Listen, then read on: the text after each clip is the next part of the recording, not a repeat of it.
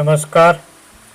આજે તારીખ 19/12/2020ના રોજ આપણે શિક્ષણ રથનો ક્લાસ બાગવાડી પ્રાથમિક શાળાના બાળકો માટે રાખ્યો છે. પ્રભુલાલ ભાણજી નાગુની વાડીએ ગોઠવેલો છે. આ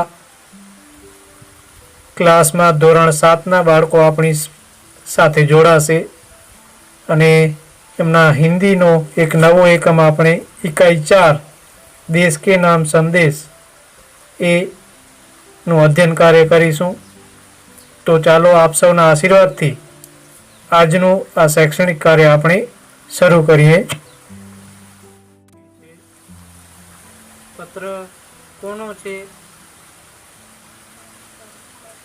ડોક્ટર અબ્દુલ કલામ, જે આપણા જે તે વખતના રાષ્ટ્રપતિ હતા.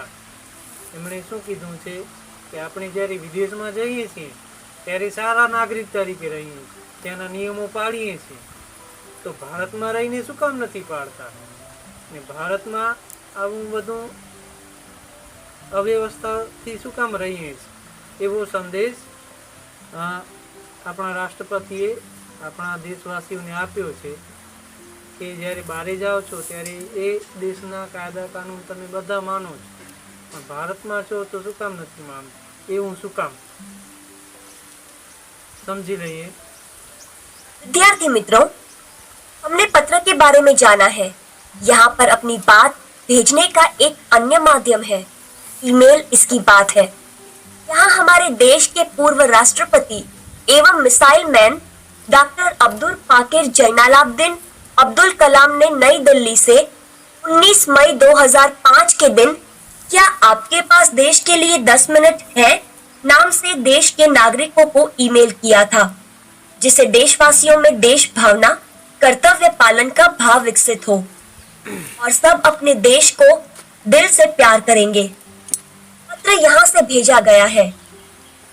मातृछाया, ऊंची शेरी, गांव मेसपुरा, तहसील भाबर, जिला बनासकांठा, दिनांक 24/12/2011. किरण. प्रिय मित्र हर्ष, नमस्ते. मैं यहाँ सकुशल हूँ. आशा है वहाँ भी सभी सकुशल होंगे. तुम्हारा खत मिला, पढ़कर खुशी हुई. मैंने डॉक्टर अब्दुल कलाम का देशवासियों के नाम भेजा गया एक ईमेल पढ़ा, वही तुम्हारे लिए प्रेषित कर रहा हूँ. डॉक्टर कलाम अपने संदेश की शुरुआत में ही पूछते हैं, क्या आपके पास अपने देश के लिए 10 मिनट का समय है? यदि हाँ तो इसे पढ़िए, वरना मर्जी आपकी. इसके बाद वह देश के लोगों की सोच बताते हुए कहते हैं, आप कहते हैं हमारी सरकार निकम्मी है. आप कहते हैं हमारे कानून पुराने पड़ गए. आप कहते हैं नगर पालिका कचरा नहीं उठाती. आप कहते हैं फोन काम नहीं करता. रेलवे मजाक बन गई है. एयरलाइन दुनिया में हमारी ही सबसे खराब है. चिट्ठी अपनी मंजिल तक नहीं पहुंचती. आप कहते हैं, कहते रहते हैं और कहते ही रहते हैं. आपने इस बारे में क्या किया? मान लीजिए एक व्यक्ति सिंगापुर जा रहा है. उसे अपना नाम दीजिए, उसे अपनी शक्ल भी दे दीजिए. आप दुनिया के सर्वश्रेष्ठ हवाई अड्डे पर उतरते हैं. सिंगापुर में आप अपनी सिगरेट का टुकड़ा सड़कों पर नहीं फेंकते और स्टोर में खाते भी नहीं हैं. आपको उनके भूमिगत संपर्कों पर रश्क महसूस होता है. आप शाम 5 बजे से 8 बजे के बीच आर्चर रोड पर कार चलाने का टोल टैक्स तकरीबन 60 रुपए भुगतान करते हैं. अगर पार्किंग में आपने निर्धारित समय से ज्यादा गाड़ी रखी तो टिकट पंच कराते हैं. लेकिन आप सिंगापुर में कहते कुछ नहीं. कहते हैं क्या?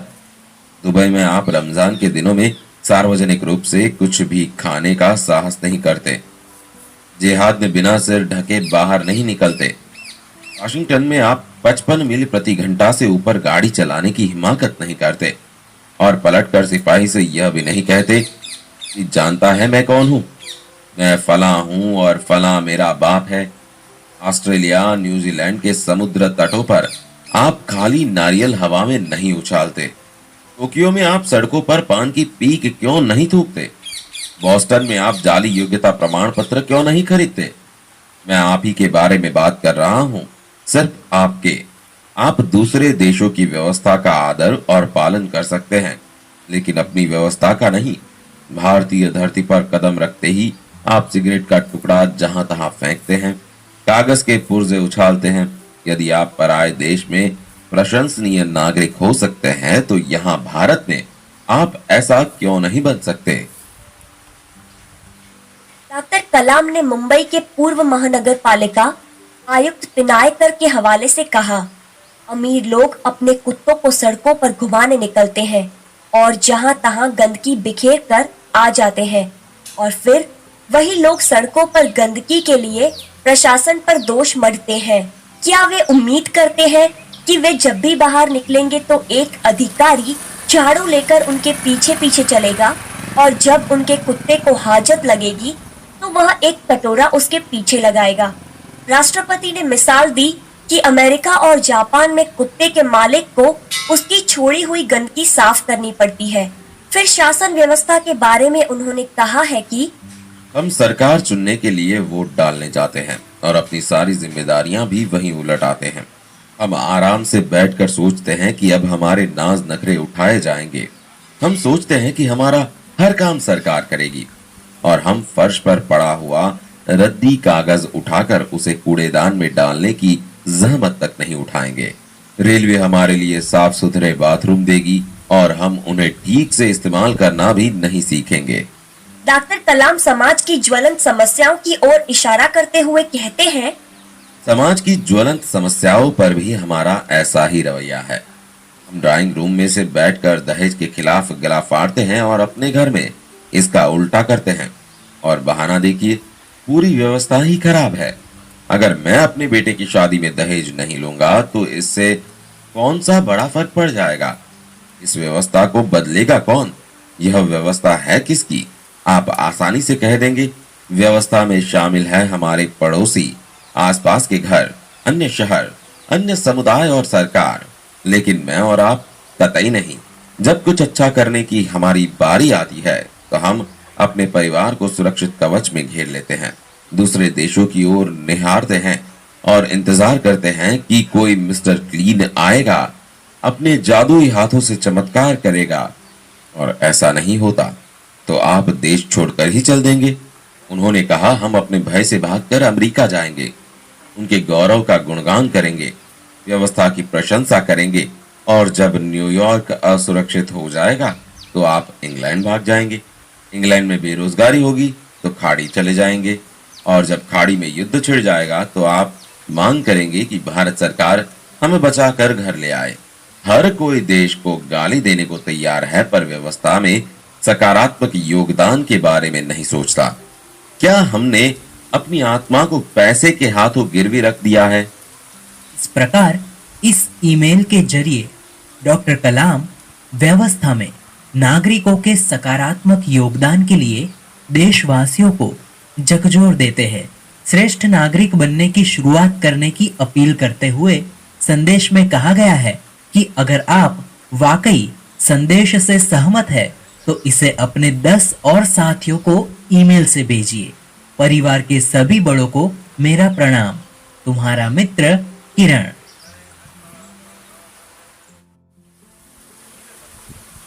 तो पत्र केम लखाय એ સમજીએ આપણે।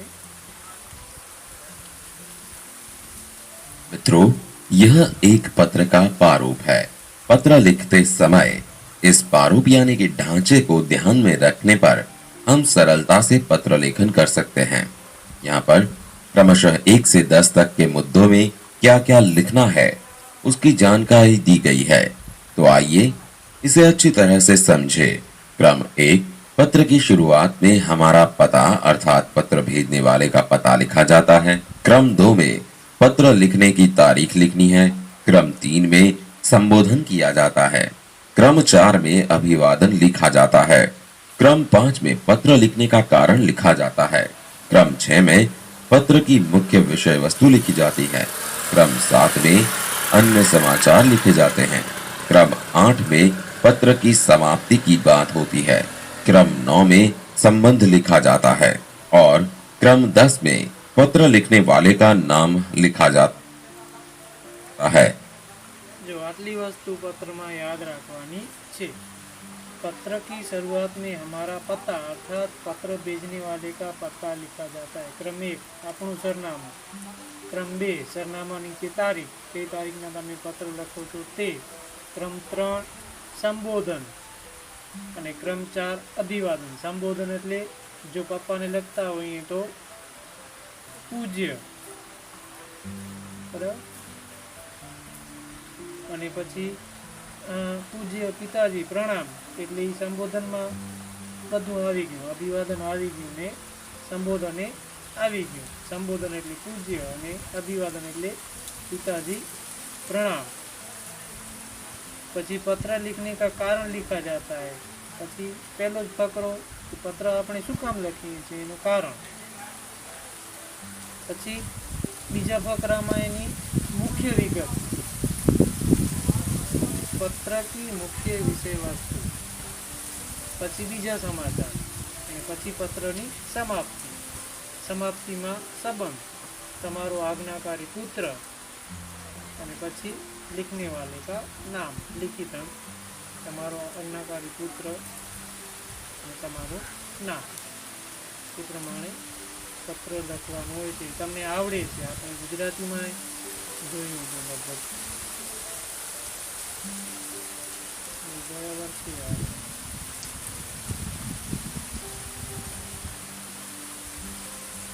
शब्दार्थ। શબ્દાર્થ જોઈ લઈએ। वाकई, વાકઈ, यथार्थ, हकीकत में, યથાર્થ અથવા હકીકતને, ખરેખર।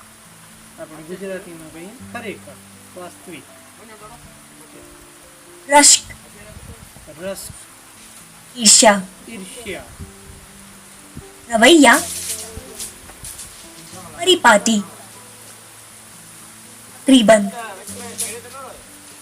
प्रायः, लगभग, पुर्जे, मशीन के अंश, मिसाल, उदाहरण, हिमाकत, मूर्खता, बेवकूफी, झकझोरना, झटका देना, झंझोरना। આટલા શબ્દો તમારા માટે નવા છે।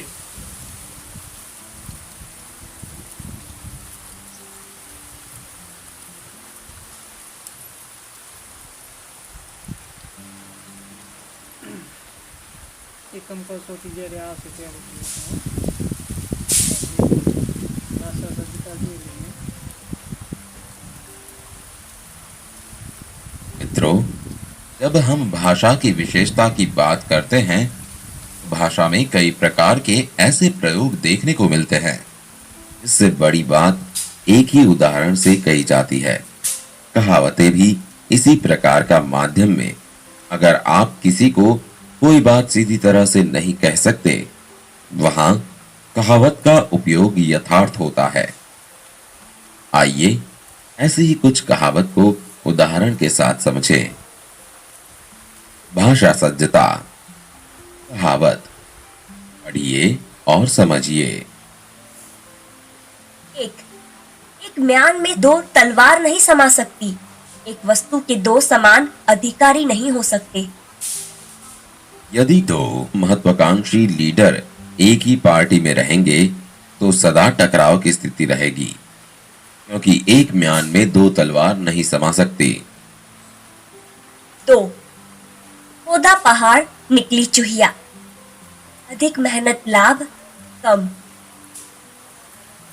ज्यादा मुनाफे के लिए उसने बड़ी होटल बनाई थी, पर पूरे साल में उसको नाम मात्र का ही मुनाफा हुआ। इसी को कहते हैं खोदा पहाड़ निकली चूहिया। 3 इसकी लाठी उसकी भैंस। शक्तिशाली की ही जीत होती है। सेठ जी ने अपने निर्दोष नौकर पर चोरी का इल्जाम लगाकर उसे 2 साल के लिए जेल भिजवा दिया। किसी ने ठीक ही कहा है, जिसकी लाठी उसकी भैंस। હેલો બાળ દોસ્તો, ગમ્મત કરવા અને ગણિત શીખવા તૈયાર છો ને? તો ચાલો ગણિત શીખીએ ગમ્મત કરતા કરતા. આજે આપણે શીખવાનું છે ત્રિકોણની એકરૂપતા વિશે. પણ તે પહેલા અગાઉ આપણે જે શીખ્યા છે તેનું પુનરાવર્તન કરી લઈએ.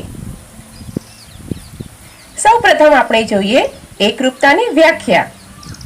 બે વસ્તુઓ એકરૂપ હોવાના સંબંધને એકરૂપતા કહે છે. અહીંયા તમે જે સિમ્બોલ જોઈ રહ્યા છો, જે ચિહ્ન જોઈ રહ્યા છો, તે એકરૂપતાનો છે. સૌપ્રથમ આપણે જોઈએ સમતલીય આકૃતિઓની એકરૂપતા. અહીંયા તમે એક આકૃતિ જોઈ રહ્યા છો F1 અને બીજી આકૃતિ છે F2. F1 અને F2 આકૃતિને એકબીજાની ઉપર મૂકતા તેઓ ઓવરલેપ થાય છે. તેનો અર્થ છે તેઓ એકબીજાને આવરી લે છે. આમ F1 અને F2 તેઓ બંને એકબીજાને એકરૂપ છે, જેને આપણે સંકેતમાં F1 એકરૂપ F2 લખીએ છીએ. હવે આપણે જોઈએ રેખાખંડોની એકરૂપતા. બે રેખાખંડ એકરૂપ ક્યારે હોય? અહીં આપણી પાસે રેખાખંડ AB છે, તેની ઉપર આપણે રેખાખંડ CD મૂક્યો. રેખાખંડ AB ને રેખાખંડ CD આવરી લે છે. આથી આ રેખાખંડો એકરૂપ છે, જેને રેખાખંડ AB એકરૂપ રેખાખંડ CD લખાય. આમ જો બે રેખાખંડને સમાન એટલે જો સરખી લંબાઈ હોય તો તેઓ એકરૂપ છે. વળી જો બે રેખાખંડ એકરૂપ હોય તો તેમની લંબાઈ સમાન છે. હવે આપણે ખૂણાની એકરૂપતા જોઈએ. અહીંયા આપણી પાસે ખૂણો ABC છે, એની ઉપર આપણે ખૂણો PQR મૂકીશું. ત્યારે આપણે ચેક કરીશું કે કિરણ QR ક્યાં આવે છે, અને એ પણ ચેક કરીશું કે એ કિરણ BC પર આવે છે કે નહીં. આપણે ખૂણા PQR ને ખૂણા ABC પર મૂકીશું. આપણે જોઈ શકીએ છીએ બાળ દોસ્તો, આ બંને ખૂણાઓ એકબીજાને આવરી લે છે. આથી ખૂણો PQR અને ખૂણો ABC સાથે બરાબર બંધ બેસતો આવે છે. એટલે કે ખૂણો ABC અને ખૂણો PQR એકરૂપ છે. આમ જો બે ખૂણાના માપ સમાન હોય તો તેઓ એકરૂપ છે, અને જો બે ખૂણા એકરૂપ હોય તો તેમના માપ સમાન હોય છે. મિત્રો, સમતલીય આકૃતિ, રેખાખંડો અને ખૂણાઓની એકરૂપતા વિશે આપણે જોયું. હવે આપણે શીખીએ ત્રિકોણની એકરૂપતા વિશે. ત્રિકોણની એકરૂપતા. અહીંયા આપણી પાસે એક ત્રિકોણ છે ABC અને બીજી આકૃતિમાં ત્રિકોણ PQR છે. ત્રિકોણ ABC અને ત્રિકોણ PQR ને આપણે જ્યારે ધ્યાનથી જોઈએ છીએ ત્યારે આપણે જોઈ શકીએ કે ત્રિકોણ ABC અને ત્રિકોણ PQR ના માપ અને આકાર સમાન છે. આથી આપણે કહી શકીએ કે આ બંને ત્રિકોણ એકરૂપ છે. જેથી આપણે અગાઉ શીખ્યા હતા તેમ આપણે લખી શકીએ ત્રિકોણ ABC બરાબર ત્રિકોણ PQR. હવે આપણે ત્રિકોણ ABC ઉપર ત્રિકોણ PQR ને મૂક્યો. આપણે જોઈ શકીએ છીએ ત્રિકોણ ABC ને ત્રિકોણ PQR બરાબર બંધ બેસતો આવે છે. અહીંયા આપણે જોઈ શકીએ છીએ કે શિરોબિંદુ P એ શિરોબિંદુ A પર આવે છે. શિરોબિંદુ Q એ શિરોબિંદુ B પર આવે છે, અને શિરોબિંદુ R એ શિરોબિંદુ C પર આવે છે. આમ ત્રિકોણ PQR ના શિરોબિંદુઓ અને ત્રિકોણ ABC ના શિરોબિંદુઓ એકબીજાને આવરી લે છે, એટલે કે એકબીજા પર બંધ બેસતા આવે છે. હવે ત્રિકોણના બીજા ભાગ માટે ત્રિકોણની એકરૂપતા જોઈએ. ત્રિકોણ ABC ઉપર ત્રિકોણ PQR ને આપણે મૂકીએ છીએ, જે તેને બરાબર બંધ બેસતો આવે છે. હવે આપણે જોયું કે રેખાખંડ PQ એ રેખાખંડ AB પર આવે છે. અહીંયા તમે જોયું રેખાખંડ QR એ રેખાખંડ BC પર આવે છે અને રેખાખંડ RP એ રેખાખંડ CA પર આવે છે. આમ ત્રિકોણ PQR ની ત્રણેય બાજુઓ ત્રિકોણ ABC પર બરાબર બંધ બેસતી આવે છે, એટલે કે તેને ઓવરલેપ કરે છે. હવે ત્રિકોણની એકરૂપતામાં ત્રિકોણના ખૂણાઓ જોઈએ. અહીંયા આપણી પાસે ત્રિકોણ ABC છે, તેની ઉપર ત્રિકોણ PQR ને મૂકતા આપણે જોયું કે ખૂણો P એ ખૂણો A પર બરાબર બંધ બેસતો આવે છે અને ખૂણો Q એ ખૂણો B પર આવે છે. એ જ રીતે આ બંને ત્રિકોણનો ત્રીજો ખૂણો જુઓ, ખૂણો R એ ખૂણો C પર બરાબર બંધ બેસતો આવે છે. આમ ત્રિકોણની એકરૂપતા માટે જો આપેલી સંગતતા માટે બે ત્રિકોણ એકરૂપ હોય તો તે બે ત્રિકોણના સંગત ભાગો એકબીજા સાથે મળતા આવે છે, તે સમાન છે. સંગત શિરોબિંદુઓ P અને A, Q અને B, R અને C એકબીજા પર ઓવરલેપ થાય છે, એટલે કે આવરી લે છે. તો હવે આપણે ત્રિકોણના ભાગ સંદર્ભે આપણે ત્રિકોણની એકરૂપતા સમજીએ. જો આપેલી સંગતતા માટે બે ત્રિકોણ એકરૂપ હોય તો તે બે ત્રિકોણના સંગત ભાગો એકબીજા સાથે મળતા આવે છે, તે સમાન છે. ચાલો આપણે આ ત્રિકોણના ભાગો એટલે કે સંગત શિરોબિંદુઓ, સંગત બાજુઓ અને સંગત ખૂણાઓ માટે જોઈએ. આપણે અગાઉ જે પ્રવૃત્તિ કરી ત્રિકોણ ABC ઉપર ત્રિકોણ PQR ને મૂકતા તેના ભાગો વિશે આપણે જોયું, જેમાં સંગત શિરોબિંદુઓ P અને A, Q અને B, R અને C એકબીજા પર ઓવરલેપ થતા હતા. આમ તે શિરોબિંદુઓ સંગત છે. હવે સંગત બાજુઓ વિશે શીખીએ. રેખાખંડ PQ અને રેખાખંડ AB સંગત બાજુઓ છે.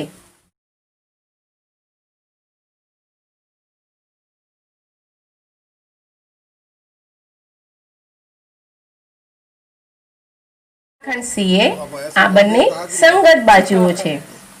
હવે સંગત ખૂણાઓ વિશે જોઈએ. ત્રિકોણ PQR અને ત્રિકોણ ABC માં ખૂણો P અને ખૂણો A, ખૂણો Q અને ખૂણો B તથા ત્રીજો ખૂણો R અને ખૂણો C એકબીજાને સંગત છે.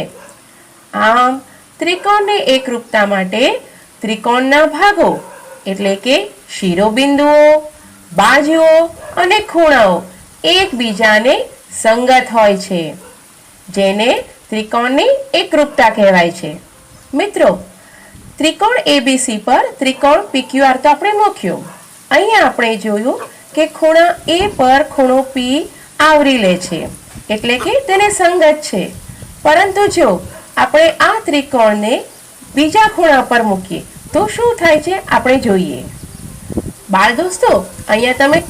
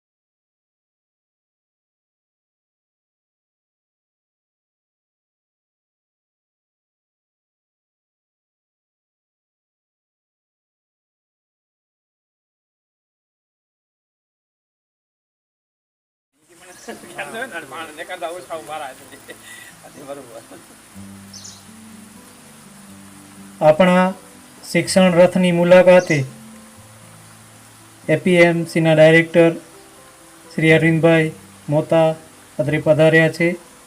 સાથે મુંદ્રાઈબાગ પ્રાથમિક શાળાના એસએમસીના અધ્યક્ષ, જેના આંગણે આપણે આ શિક્ષણ રથનો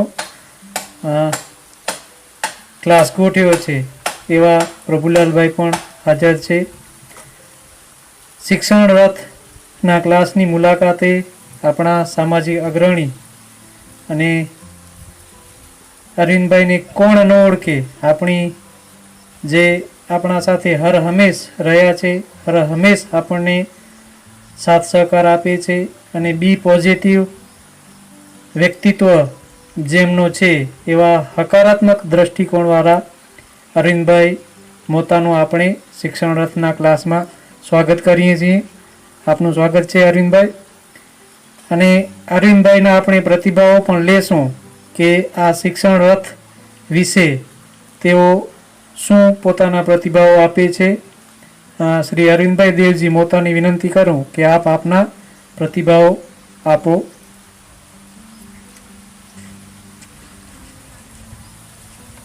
સૌ પ્રથમ તો હું માંડવી તાલુકાની આ હુંદરાઈ બાગ પ્રાથમિક શાળાના શિક્ષક શ્રી દીપકભાઈ મોતાને ખૂબ ખૂબ અભિનંદન આપું છું. કારણ કે કોરોનાની મહામારીની અંદર એમને એવો વિચાર આવ્યો કે શાળાની અંદર જો બાળકો આવી ન શકે અને આવે તો જે કોરોનાની ગાઈડલાઈન છે એ જળવાય નહીં અને સંક્રમણનું પ્રમાણ વધે, એટલા માટે એમને એવો વિચાર આવ્યો કે છોકરાઓને, જે વિદ્યાર્થીઓ છે, એને ઘર બેઠા શિક્ષણ કઈ રીતે આપી શકાય. અને એવા વિચાર સાથે એમણે જે આ સરસ મજાનું શિક્ષણ રથ બનાવ્યું પોતાની જ ગાડીમાં, અને આ બાગ ગામની વિવિધ વિસ્તારોની અંદર વિદ્યાર્થીઓના ઘરે જઈને, જેમ પહેલાં કેમ લોકોના દ્વારે સરકાર, એવી રીતે વિદ્યાર્થીઓના ખરેખર દ્વારે શિક્ષણ, એટલે વિદ્યાર્થીઓના ઘરે જઈ એરિયા વાઇઝ જે છોકરાઓ ભેગા થાય એમને શિક્ષણ આપવું, એ ખરેખર એનો વિચાર સરાહનીય છે. અને આપણે એમ કહી શકીએ કે ખરેખર સાચો શિક્ષણનો જીવ છે. એમને એવું થયું કે આ આપણો ભારતનું ભાવિ જે વિદ્યાર્થીઓ છે એ લોકોનું શિક્ષણ ન બગડે એના માટે એ જ્યારે આ અલગ અલગ વિસ્તારોની અંદર ત્યાં જઈ અને આ શિક્ષણ રથ લઈ અને શિક્ષણ આપે છે. આજે મને એમ થયું કે હું મુલાકાત લઉં, એટલે આજે અહીં મુલાકાતે આવ્યો છું. એની જે કામગીરી જોઈ ને મને બહુ અતિ આનંદ થાય છે. અને હું એમ કહું છું કે ખરેખર તાલુકાના નહીં પણ આખા જિલ્લાના શિક્ષકોને એમાંથી ખરેખર પ્રેરણા લેવી જોઈએ. અને આવી રીતે જો દરેક શિક્ષકો જો કામ કરે તો 100% આપણા જે શિક્ષણનું પ્રમાણ છે એ જળવાઈ રહે અને શિક્ષણનો સ્તર પણ ઊંચો આવે. જેથી એમને ખૂબ ખૂબ હું ધન્યવાદ આપું છું. અને બીજા શિક્ષકોને પણ હું અહીંથી કહું છું કે ખરેખર આ દીપકભાઈ મોતા છે, એમના જે વિચારો છે એમાંથી ખરેખર પ્રેરણા લેવા જેવું આ કાર્ય એમણે કર્યું છે. એમના ઉદ્ઘાટનમાં પણ હું આવ્યો હતો, ત્યારે આપણા ડીપીઓ સાહેબ પણ ત્યાં હતા અને એમણે પણ આ કાર્યને ખરેખર બિરદાવ્યું છે. મને લાગે છે કે આ ગુજરાતની અંદર લગભગ પહેલું એવું કાર્ય હશે કે જેમણે આવું વિચાર આવ્યું અને વિદ્યાર્થીઓના ઘરે જઈ અને શિક્ષણ આપવું. એટલે ખરેખર આ કોઈ નાની સૂની વસ્તુ નથી. આ વિચાર છે એ એક મહાન વિચાર છે. એટલે ખરેખર ફરી ફરીને હું એમને ખૂબ ખૂબ ધન્યવાદ આપું છું અને એની કામગીરીથી હું સંતુષ્ટ છું. મારી મિસિસ પણ જ્યારે જિલ્લામાં શિક્ષણ સમિતિની એક કારોબારી મેમ્બર છે, ત્યારે મારી ફરજ રૂપે હું આજે એની મુલાકાત લઉં છું અને એમને ખરેખર એની કામગીરીને બિરદાવી અને એમને ફરી ફરીને ખૂબ ખૂબ ધન્યવાદ આપું છું. તેમજ અહીં વિસ્તારના એસએમસીના અધ્યક્ષ છે પ્રભુલાલભાઈ, એ પણ બહુ એક્ટિવ છે અને આ વિસ્તાર માટે અને વિદ્યાર્થીઓ માટે સારી કામગીરી કરે છે. અને અહીં આજે આ જ્યારે મુલાકાતમાં અહીંયા ભગવાનજીભાઈ આ વિસ્તારના અને સમાજના અમારા અગ્રણી છે એ પણ અહીં મુલાકાતે આવ્યા છે, એમને પણ હું ખૂબ ખૂબ ધન્યવાદ આપું છું. અસ્તુ. ભારત માતા કી જય.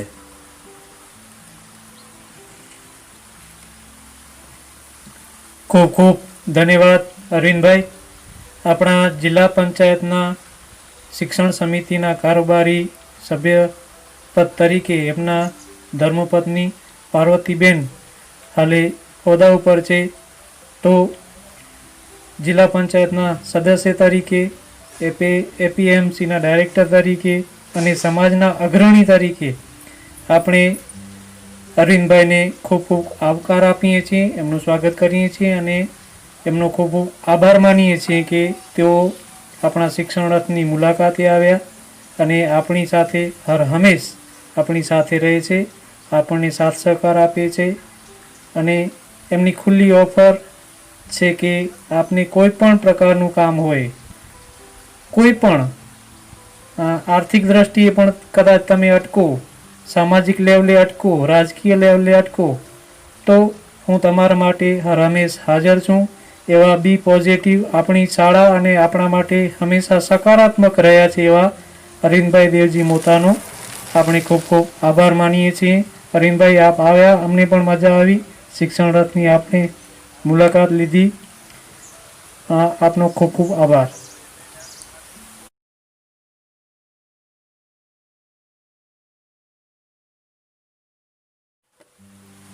ચાલો હવે આપણે આગળ વધીએ. ત્રિકોણ એકરૂપતામાં એકરૂપ ત્રિકોણ તો ખબર પડી ગઈ ને, બરાબર, એ મુદ્દો. હવે આગળ જોઈએ એકબીજાને સંગત છે કે નહીં એ મુદ્દો છે ને. જોઈ શકો છો ત્રિકોણ એબીસી પર આપણે ત્રિકોણ PQR ને મૂક્યો, પણ આ વખતે આપણે શિરોબિંદુ P ને શિરોબિંદુ B પર મૂક્યો. અહીંયા તમે જોઈ શકો છો શિરોબિંદુ P અને B એકબીજાને ઓવરલેપ થાય છે, પરંતુ શિરોબિંદુ R અને શિરોબિંદુ A ઓવરલેપ થતા નથી, તેમજ શિરોબિંદુ Q અને શિરોબિંદુ C એકબીજાને ઓવરલેપ થતા નથી, આમ તેઓ સંગત નથી. આમ આપણે કહી શકીએ કે ત્રિકોણની એકરૂપતા વખતે માત્ર બાજુઓની લંબાઈ કે ખૂણાઓના માપ ધ્યાનમાં નથી લેવાના, પણ તેની સાથે શિરોબિંદુઓનું પણ ધ્યાન રાખવામાં આવે છે અને શિરોબિંદુઓ પણ એકબીજાને સંગત હોવા જરૂરી છે. હવે આપણે ત્રિકોણ એબીસી અને ત્રિકોણ RPQ ની વાત કરીએ. મિત્રો, અહીંયા પહેલી આકૃતિમાં ત્રિકોણ એબીસી છે અને બીજી આકૃતિમાં ત્રિકોણ RPQ છે. અહીંયા આપણે શિરોબિંદુઓની સંગતતા ચકાસીએ. શું અગાઉના ત્રિકોણની જેમ અહીંયા પણ શિરોબિંદુ A એ શિરોબિંદુ P સાથે સંગત છે? બાળ દોસ્તો, આ આકૃતિ તમે ધ્યાનથી જુઓ. અહીંયા તમે જોઈ શકો છો શિરોબિંદુ A સાથે શિરોબિંદુ R સંગત થાય છે. ચાલો હવે બીજા શિરોબિંદુઓ જોઈએ. તમે મને જણાવો, C શિરોબિંદુ સાથે કયો શિરોબિંદુ સંગત થાય છે? આકૃતિ ધ્યાનથી જુઓ અને તેનો જવાબ આપો. તમે એકદમ સાચા છો. શિરોબિંદુ C સાથે શિરોબિંદુ Q સંગત થાય છે. હવે શિરોબિંદુ B સાથે શિરોબિંદુ P સંગત થાય છે. આમ ABC સંગત RPQ આપણે કહી શકીએ. મિત્રો, ત્રિકોણની એકરૂપતા વિશે તમે જોયું. ચાલો બાળ દોસ્તો, મગજ કસીએ અને જવાબ આપીએ. તમારે આ વિધાનો પૂર્ણ કરવાના છે. સૌથી પહેલા આપણી પાસે છે વિધાન A. બે રેખાખંડ એકરૂપ ત્યારે થાય જો. તમે વિચારો, આપણે અગાઉ જોઈ ગયા, પુનરાવર્તન આપણે જોયું. બે રેખાખંડ એકરૂપ ક્યારે થાય? જો બે રેખાખંડને સમાન એટલે કે સરખી લંબાઈ હોય તો તેઓ એકરૂપ છે. વળી જો બે રેખાખંડ એકરૂપ હોય તો તેમની લંબાઈ સમાન છે. આથી આપણે કહી શકીએ બે રેખાખંડ એકરૂપ ત્યારે થાય જો બે રેખાખંડને સમાન એટલે કે સરખી લંબાઈ હોય. આપણી પાસે વિધાન બી છે. બે એકરૂપ ખૂણાઓ પૈકી એક ખૂણાનું માપ 70° છે. તો બીજા ખૂણાનું માપ કેટલું થાય? ખૂણાઓની એકરૂપતા યાદ કરો બાળ દોસ્તો. જો બે ખૂણા એકરૂપતા હોય તો તેમના માપ સમાન હોય છે. આમ જો બે એકરૂપ ખૂણાઓ પૈકી એક ખૂણાનું માપ 70° હોય તો બીજા ખૂણાનું માપ પણ 70° જ થાય. જ્યારે આપણે ખૂણો A બરાબર ખૂણો B એમ લખીએ છીએ ત્યારે સાચો અર્થ ખાલી જગ્યા થાય છે. મિત્રો વિચારો અને જવાબ આપો. જ્યારે ખૂણો A બરાબર ખૂણો B લખીએ છીએ કે ખૂણો A એકરૂપ ખૂણો B થાય છે. હવે જો ત્રિકોણ DEF એકરૂપ ત્રિકોણ BCA હોય તો ત્રિકોણ DEF ના નીચેના અંગોને અનુરૂપ ત્રિકોણ BCA ના ભાગ આપણે લખવાના છે. મિત્રો અહીંયા આપણે સૌપ્રથમ આકૃતિ જોઈ લઈએ. પહેલી આકૃતિમાં ત્રિકોણ DEF છે અને બીજી આકૃતિમાં ત્રિકોણ BCE છે. અહીંયા તમે જોઈ શકો છો ખૂણા E ની સાથે ખૂણો C એકરૂપ છે. રેખાખંડ EF સાથે રેખાખંડ CE એકરૂપ છે. આમ આપણે કહી શકીએ રેખાખંડ EF એકરૂપ રેખાખંડ CE. ખૂણા F ની સાથે કયો ખૂણો એકરૂપ થાય છે? અહીંયા તમે આકૃતિમાં જોઈ શકો છો ખૂણા F ની સાથે ખૂણો E એકરૂપ થાય છે. આમ ખૂણો F એકરૂપ ખૂણો E. ચાલો ચોથો જવાબ આપો મિત્રો. રેખાખંડ DF સાથે કયું રેખાખંડ એકરૂપ થાય છે? તમે સાચા છો. રેખાખંડ DF સાથે રેખાખંડ BE એકરૂપ થાય છે. આપણે કહી શકીએ રેખાખંડ DF એકરૂપ રેખાખંડ BE. બાળ દોસ્તો ત્રિકોણની એકરૂપતા શીખવાની મજા આવી ને? હવે આપણે મળીશું નવા એપિસોડમાં જેમાં આપણે ત્રિકોણની એકરૂપતાની શરતો શીખીશું. ત્યાં સુધી ગમ્મત કરો અને ગણિત ભણો.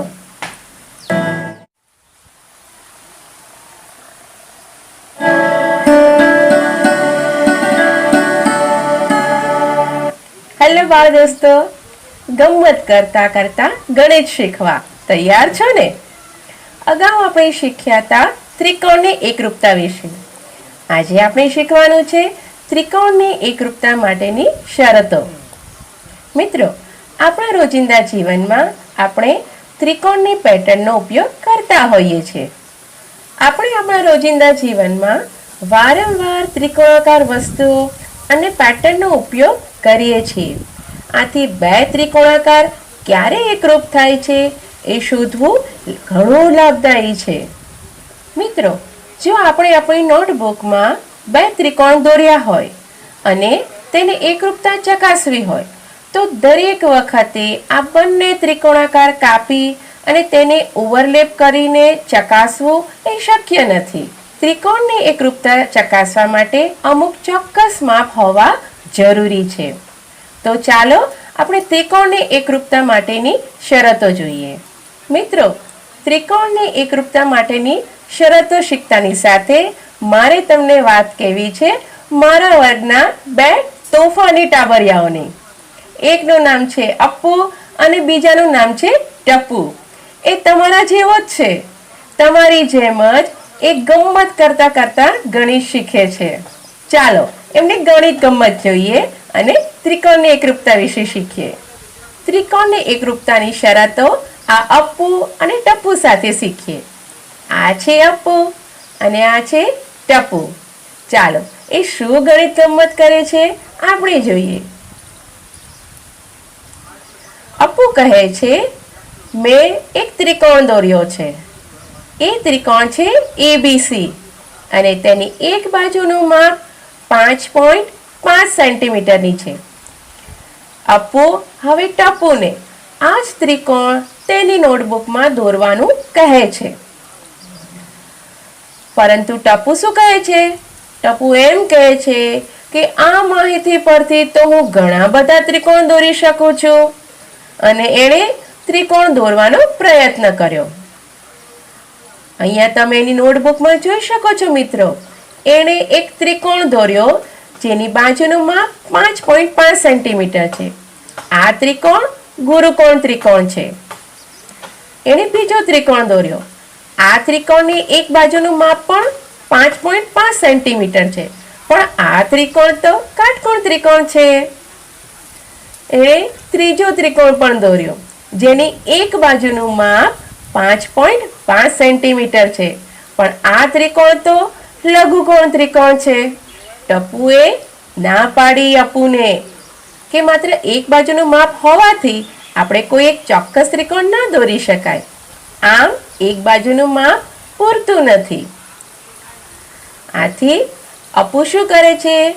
અપુ તેને ત્રિકોણ ABC ની બે બાજુનું માપ કહે છે. ત્રિકોણ ABC ની બે બાજુની લંબાઈ 5.5 સેન્ટીમીટર અને 3.4 સેન્ટીમીટર લે છે. ટપુ હવે આ ત્રિકોણ દોરવાનો પ્રયત્ન કરે છે, પરંતુ આ વખતે પણ તેણે આ માહિતી પરથી ઘણા બધા ત્રિકોણ દોર્યા. ચાલો જોઈએ એણે કયા કયા ત્રિકોણ દોર્યા. બાળ દોસ્તો, અહીંયા તમે જોઈ શકો છો 3 ત્રિકોણ. આ ત્રણેય ત્રિકોણની બંને બાજુઓના માપ 5.5 સેન્ટીમીટર અને 3.4 સેન્ટીમીટર છે. આથી અપુ એને 3 બાજુની લંબાઈનું માપ આપે છે. અપુ કહે છે, ભલે, હું 3 બાજુની લંબાઈ આપું છું. ત્રિકોણ ABC માં AB બરાબર 5 સેન્ટીમીટર, BC બરાબર 5.5 સેન્ટીમીટર અને AC બરાબર 3.4 સેન્ટીમીટર છે. ટપુ કહે છે, મને લાગે છે કે હવે તે શક્ય છે.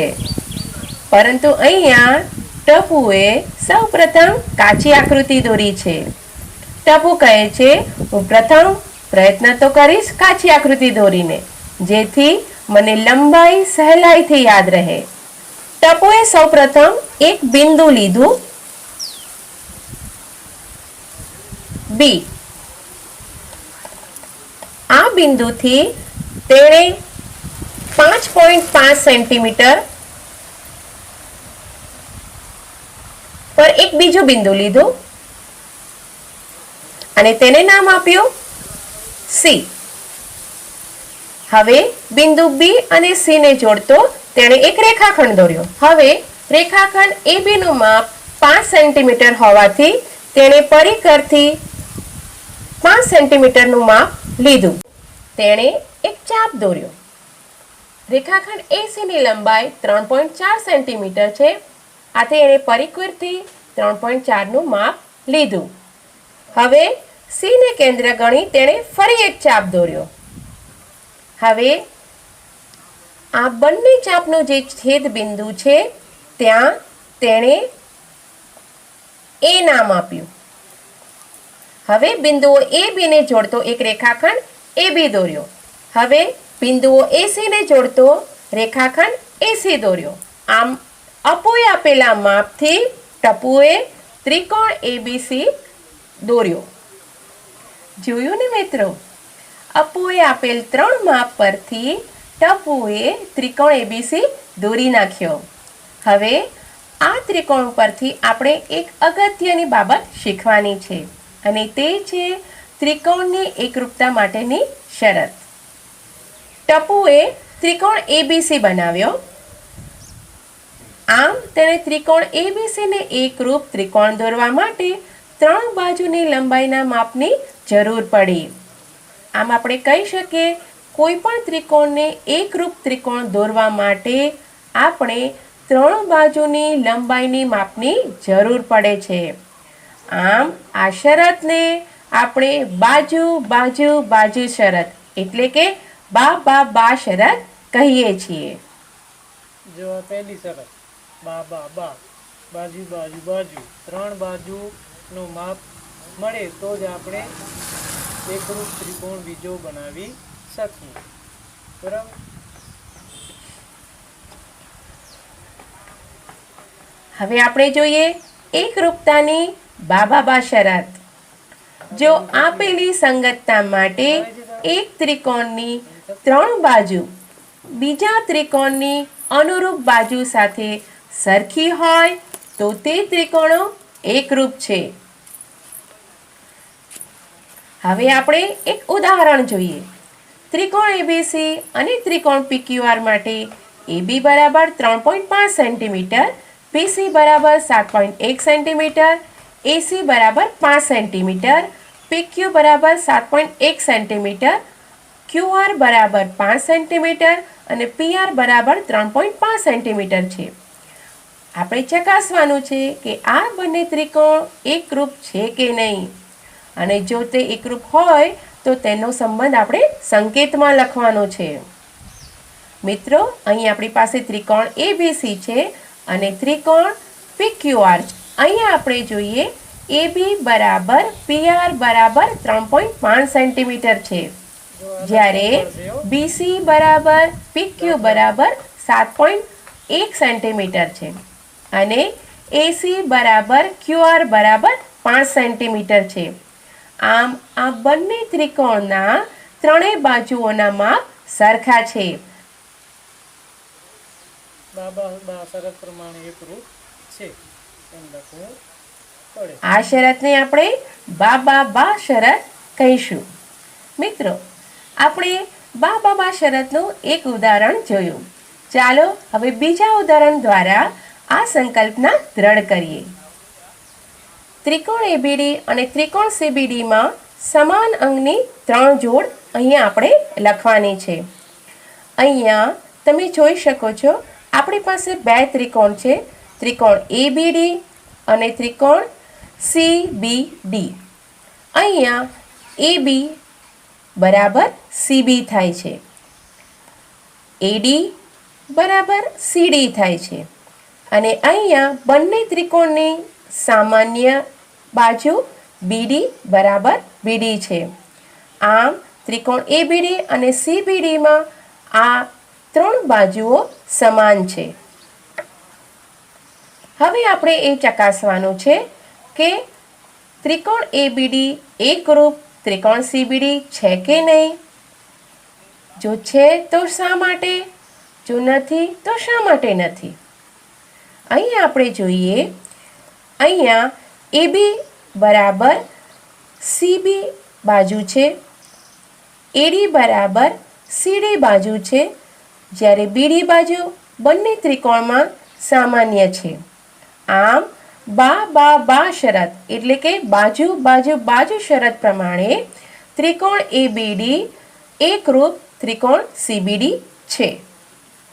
હવે આપણે ચકાસવાનું છે કે ABC ને BD દુભાગે છે. જો દુભાગતું હોય તો આપણે તેને કારણ આપવાનું છે. બાલ દોસ્તો, અહીંયા તમે જોઈ શકો છો ખૂણો A, B અને C. આ ખૂણા ABC ને BD દુભાગે છે કે નહીં તે આપણે જોવાનું છે. હવે આપણે જોયું કે ત્રિકોણ ABD અને ત્રિકોણ CBD આ બંને ત્રિકોણો એકરૂપ છે. આથી ખૂણા ABD અને ખૂણા CBD નું માપ સમાન થાય. આ બંને ખૂણાઓના માપ એકરૂપ ત્રિકોણની શરત પ્રમાણે સમાન થાય છે. આમ ખૂણો ABD બરાબર ખૂણો CBD, કારણ કે તેઓ એકરૂપ ત્રિકોણના સંગત અંગ છે. જેથી આપણે કહી શકીએ રેખાખંડ BD એ ખૂણા ABC ને દુભાગે છે. મિત્રો, આજે આપણે શીખ્યા ત્રિકોણની એકરૂપતા માટેની બા શરત. હવે આપણે નવા એપિસોડમાં શીખીશું ત્રિકોણની એકરૂપતા માટેની નવી શરતો. ત્યાં સુધી શીખતા રહેજો અને ગણિત ગમ્મત કરતા રહેજો.